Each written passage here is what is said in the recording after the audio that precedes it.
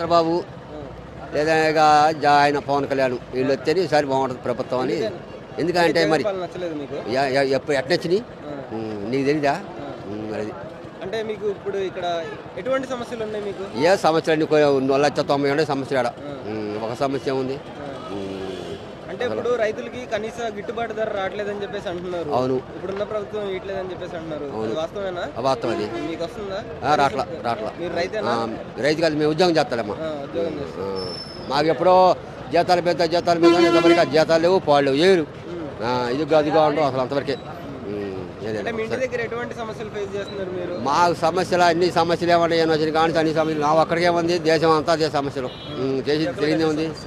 ప్రతి ఒక్కరికి అదే సమస్య లేనివాడు అంటూ ఒక్క లేడు. ఏంటంటే కడుపులో ఉంది బాధ. ఏంటంటే చూద్దాం, ఒకసారి చూద్దాం. అధికారులు పట్టించుకోవట్లేదు. ఏం పట్టించుకుంటారు? ఆయన వాళ్ళకి ఇచ్చాను, ఫోన్ ఇచ్చానా? ఏముంది చెప్తున్నారు. ఇవాళ పంచాయతీ ఉంది, పంచాయతీ ప్రెసిడెంట్ ఉన్నారు. వాళ్ళకి ఏమైనా ఉందా? ఎంత ఏమన్నా లేదుగా. వాళ్ళు మెరకొని కూర్చోట, వాళ్ళు కుర్చీ కూడా లేదు. అంటే ఇప్పుడు రాబోయే ఏపీ ఎలక్షన్స్ లో ఏ పార్టీ గెలిస్తే బాగుంటుంది అనుకుంటున్నారు? YCP, CM Jagan. ఎందుకని? అన్ని పథకాలు బాగున్నాయి. అంటే పథకాల కోసం మేము ఓట్లు వేస్తున్నాం. పథకాలని కాదు, అభివృద్ధి కూడా పర్లేదు, బాగానే జరుగుద్ది ముందు. అది పథకాలు ఏముంది అంటే ఇప్పుడు రైతులకి కానివ్వండి, యువతకు కానివ్వండి, వీళ్ళకి ఎటువంటి సహకారం లభించట్లేదని చెప్పేసి వాళ్ళు కొంచెం బాధపడుతున్నారు. అది ఎంతవరకు కరెక్ట్ అంటారు మీరు? ఎందుకు లభించట్లేదు? లభించే బాగానే లభిస్తుంది, బాగానే ఉంది. అంటే రైతులకి కనీస ధరలు అట్లాంటివి ఏం జరగట్లేదు అంట కొంతమంది అంటున్నారు. పంటలు పండట్లేదు, నీళ్ళు రాకపోవడం వల్ల అని చెప్పేసి అంటున్నారు. పంటలు వర్షాలు పడింది, ఎవరైనా ఏం చేయలేరు కదా. వర్షాలు టైంకి పడితే పంటలు పండుతాయి, దానివల్ల ఇబ్బంది ఏం లేదు, అంతా బాగానే ఉంది. అంటే ఇప్పుడు మీరు స్థానికంగా ఇక్కడ మీ దగ్గర చూసుకుంటే అన్ని బాగున్నాయి వస్తువులు? అన్ని బాగానే ఉన్నాయి. అంటే ఇంకా ఒకవేళ ఇక్కడ ఏమన్నా అభివృద్ధి చేయాలంటే జగన్ గారే కానివ్వండి, ఎవరైనా కానివ్వండి, ఇక్కడ అభివృద్ధి చేయాలంటే ఎటువంటివి చేయాలి? ఇంకా బాగానే ఉన్నాయి, అన్నీ బాగానే ఉన్నాయి. ఇప్పుడు అన్ని సచివాలయాలు, అంతకుముందు ఆఫీస్కి మండల ఆఫీసులో ఏదైనా సంతకం చేయాలంటే మరి వేర్లపాడు వెళ్ళాలి మేము. ఇప్పుడు ఆ పని లేదు, మాకు సచివాలయం దగ్గరలో ఉంది. వేర్లపాడు వెళ్ళినా కానీ చాలా టైం పట్టేది సంతకాలు పనులు వేయాలి. వాళ్ళ ఏముంది, వెళ్తే వెంటనే పని అయిపోతుంది. మరి అంటే ఇంకా ఇక్కడ ఎటువంటి అభివృద్ధి బాగానే ఉంది ప్రస్తుతం, అంత బాగుంది ప్రస్తుతానికి. ఫ్యూచర్లో కావాలంటే దాన్ని బట్టి నడుద్దాం. అంటే ఇంకా 5 సంవత్సరాలు మీకు అన్ని వస్తున్నాయా? మీకు స్కీమ్స్ వస్తున్నాయా? టైంకి వస్తున్నాయా? టైంకి వస్తుంది, ఇబ్బంది లేదు. కరెంటు బిల్లు కానివ్వండి ఇంట్లో వస్తుంది. ఇప్పుడు రాబోయే ఏపీ ఎన్నికల్లో ఎవరు వస్తే బాగుంటుంది అనుకుంటున్నారు? మాకు జగన్ అన్నయ్య కావాలని. ఎందుకండి?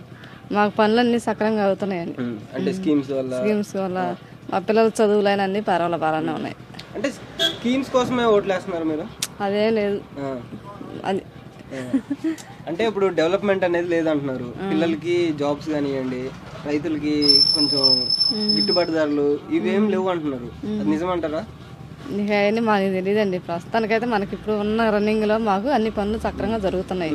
మా పిల్లల చదువులైనా, ఇప్పుడు ఇంతకుముందు మాకు ఆటో ఉంది, ఆటో డబ్బులైనా ఏమైనా బాగానే వస్తున్నాయి. ఇంతకుముందు మేము బయటకు వెళ్ళి అక్కడికన్నా వెళ్ళి పనులు చేసుకోవాల్సి వచ్చేది. ఇప్పుడు మాకే వాలంటీర్లు వచ్చి చేసి పెడుతున్నారు. అది దానివల్ల. అంటే ఇప్పుడు మీకు ఇక్కడ స్థానికంగా ఏమన్నా ప్రాబ్లమ్స్ ఉన్నాయండి? అన్ని బాగున్నాయా? ఇంకే డెవలప్మెంట్ అవసరం లేదంటారు మీ ఊరికి? అంటే డెవలప్మెంట్ అంటే ఉంటాయి, ప్రస్తుతానికి లేకుండా ఏమి ఉండవు, పనులని ఉంటాయి. లైట్లు అన్ని బాగున్నాయా? స్ట్రీట్ లైట్స్ కానివ్వండి, త్రాగునీరు అన్ని వస్తున్నాయా? నిత్యావసర సరుకులు రేట్లు పెంచారంట కదా, నిజమేనా? రేట్లు అంటే ఉన్నాయి, మరి ఒక్కొక్కసారి తగ్గుతున్నాయి, ఒక్కోసారి పెరుగుతున్నాయి, అవి చెప్పలేంగా. అది ఇప్పుడు రాబోయే ఏపీ ఎన్నికల్లో ఏ పార్టీ వస్తే బాగుంటుంది అనుకుంటున్నారు మీరు? టీడీపీ వస్తే బాగుంటుంది. ఎందుకని? ఇలా రాజకీయాలు బాగాలేదు.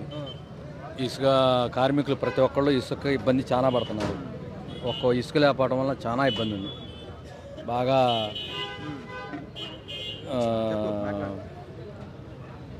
ఉద్యోగాలు, ఐటీ పరిశ్రమలు లేవు, అంతా మాయగానే ఉంది, అంతా దోపిడీ. మా కాలనీలు తీసిపోయి 3 కిలోమీటర్ల దూరంలో ఇచ్చారు. చాలా తప్పు జరిగింది. చెరువు బూడిపారు. ముందు మాకు చెరువు బూడిపారు ఒకటి, కాలనీలో తీసిపోయి 3 కిలోమీటర్ల దూరంలో ఇచ్చారు. చాలా రాంగ్ అది. అంటే మీరు ఏం చేస్తారండి? మేము వ్యవసాయం చేస్తారు. ఏ పంటలు వేస్తారు మీరు? కంది, మొక్కజొన్న. నీళ్ళు లేవు. నీళ్ళు లేవు అండి? మాకు చింతలపూడి వస్తే బాగుంటుంది. వాటర్ చాలా ప్రాబ్లం.